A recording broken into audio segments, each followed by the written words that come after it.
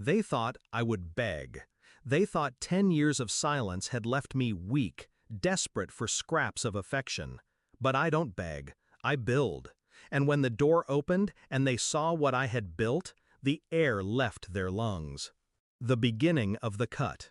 The first cut came 10 years ago. An email, hidden in plain sight. I was accidentally copied. Don't invite her, she ruins the mood. She's too intense, too different. Signed by my mother, sealed by my siblings' silence. That year I told myself it was a mistake, a scheduling error. I waited by the phone, dressed, ready like a fool. But no call came. The next year, the reunion photos appeared online. My cousins smiling, my parents glowing. My seat, once at the center, erased. By the 5th year, no one even pretended to apologize. My existence was a shadow they brushed off. You learn a lot watching your family laugh without you. You learn the art of silence. You learn patience. And in patience, I found my revenge. The shift. I didn't cry, not after the first few years. I studied, I worked, I invested. Every hour they spent mocking me in kitchens and backyards, I spent sharpening myself. I climbed through jobs, built connections, bought properties when no one noticed, doubled them when the market swung. And then came the house. The land wasn't cheap, but I didn't blink. It was the same coastal town where they held their beloved reunions. Just higher ground, better view. While they toasted each other on rented porches, I was pouring the foundation for a place they couldn't ignore. The invitation they didn't expect. When the house was finished, white stone, glass walls that caught the ocean, I waited. Not long. The town is small. Word spreads. And sure enough, one humid evening, a knock came. I opened the door, and there they stood. My parents, my siblings, my cousins, all in their polished, casual clothes. Their laughter died the moment their eyes lifted from the driveway to the mansion towering behind me.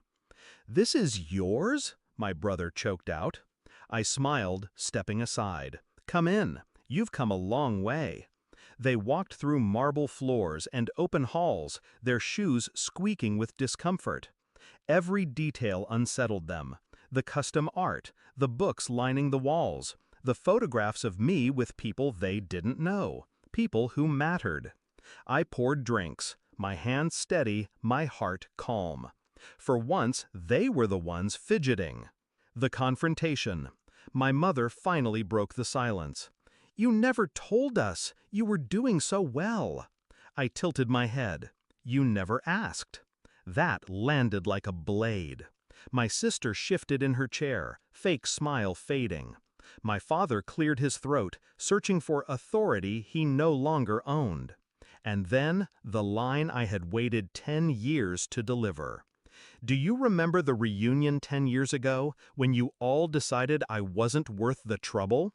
Silence, a shuffle of feet, a cough. "Sweetheart," my mother started, "you misunderstood." I cut her off with a laugh, sharp, controlled. "No, I understood perfectly. You wanted me gone. You succeeded. But here's the thing.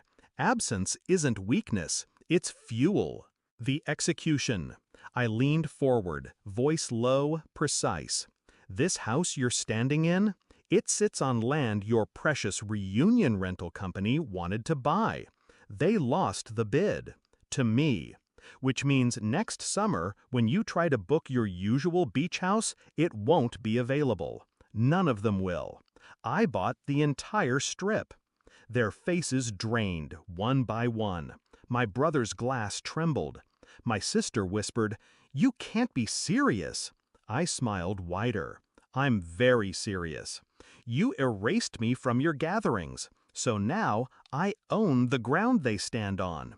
The tradition you used to celebrate without me is gone, just like you wanted me gone. Fair trade, don't you think?" The moment of collapse. My father finally snapped. "You did all this just to spite us?" I met his gaze, cold and steady. No. I did this because I refused to be erased, because every scar you left was a blueprint for something stronger. You thought you could live without me. Now you'll have to. My sister's smirk cracked. My mother's lips trembled around excuses that no longer worked. They looked small in my home, fragile, and I savored it, not with rage, but with the calm satisfaction of balance restored. The closing door. I stood, motioning to the exit. You should go. You'll need time to make other plans for your little reunion. No one moved at first. Then, slowly, they shuffled out, heads down, eyes avoiding mine.